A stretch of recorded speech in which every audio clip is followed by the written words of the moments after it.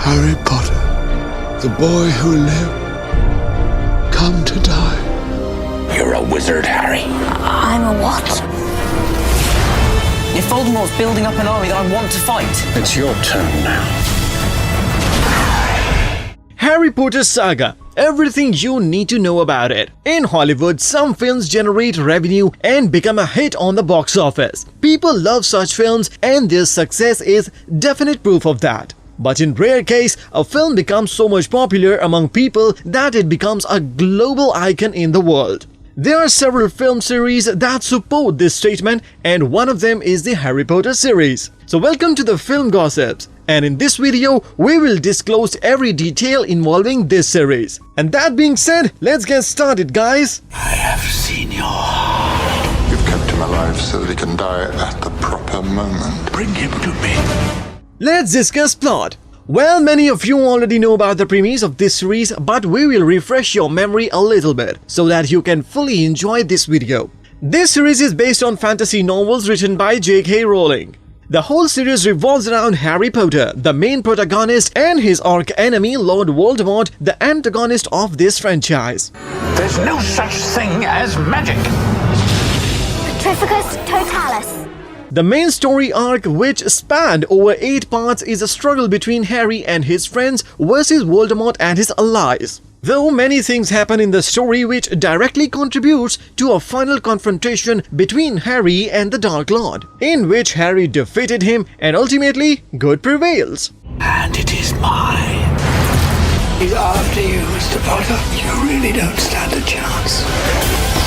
Now I will be discussing origins of this series. As interesting as this series, its development and origins are far more interesting. The first movie of this series, Harry Potter and the Philosopher's Stone, was published in 1997, and the film based on this novel was released in 2001. This gap of 4 years was a crucial time for Rowling and the man behind the creation of this franchise, David Heyman. But to your surprise, it wasn't Rowling or David who had the first idea about making a series out of it.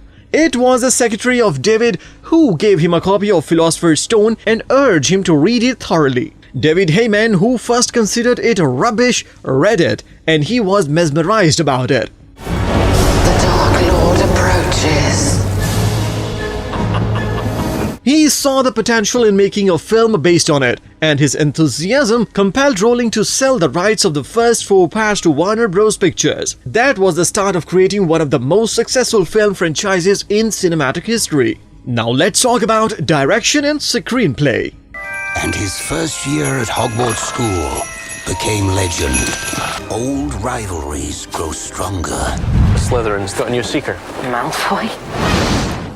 After securing rights to develop a movie, the next step and perhaps the most important one was to choose a director. To your surprise, the first person which was considered for this job was the legendary actor Steven Spielberg, but he refused to join the project due to his concerns about it. After him, the conversation started with Chris Columbus, Jonathan Demme, Terry Gilliam, and Mike Newell. In her website, Rowling cleared that he had no role in choosing a director, but she was interested in Terry Gilliam to direct the first part of the movie. But it never happened because Warner Bros. Selected Chris Columbus to direct the first 2 parts, and this decision was made after evaluating his work in Home Alone and Mrs. Doubtfire, which were light comedy films for children and adults.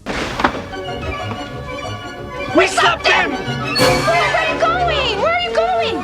After selecting Chris as a director, the next step to develop a screenplay, and for that, Oscar-nominated Steve Kloves was chosen because of his recent success, Wonder Boys, which was a commercial and critical success. Steve Kloves agreed to this job and he wrote screenplays for all Harry Potter movies except the 5th part, Goblet of Fire.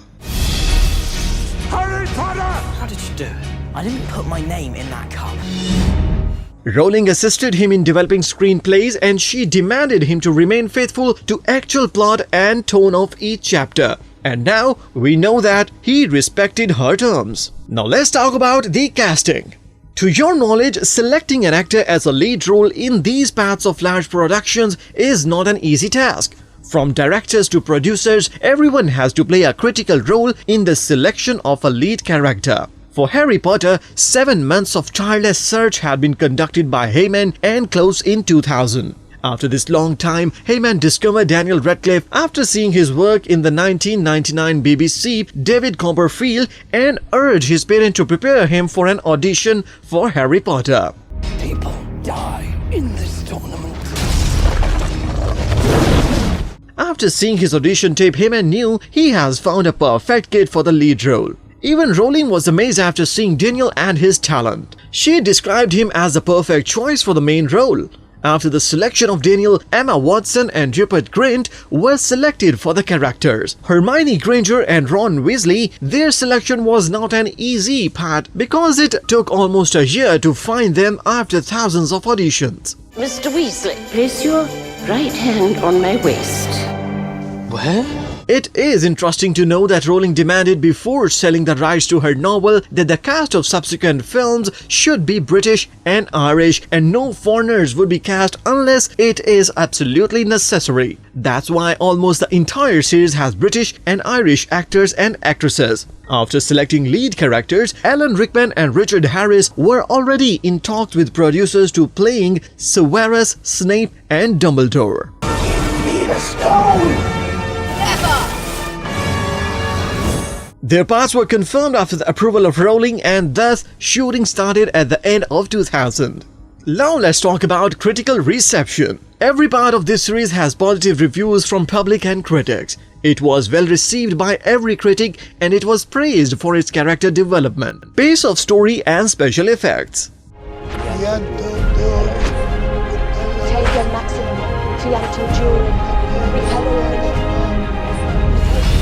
It's blood moody.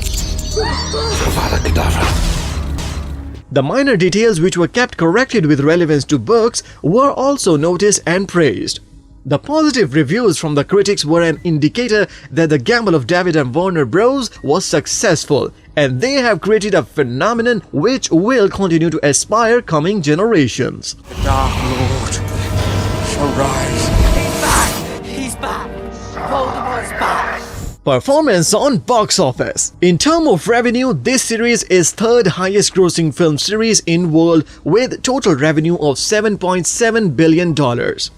It even surpasses the James Bond series which has released 21 films worldwide. Its first part, Philosopher's Stone, became the highest grossing film opening in America in 2001. Chamber of Secrets has indeed been opened. Unless the culprit is caught, it is likely the school will be closed. Welcome to your first flying lesson. Stick your right hand over the broom and say up. Wow. Its record lasts for 12 years.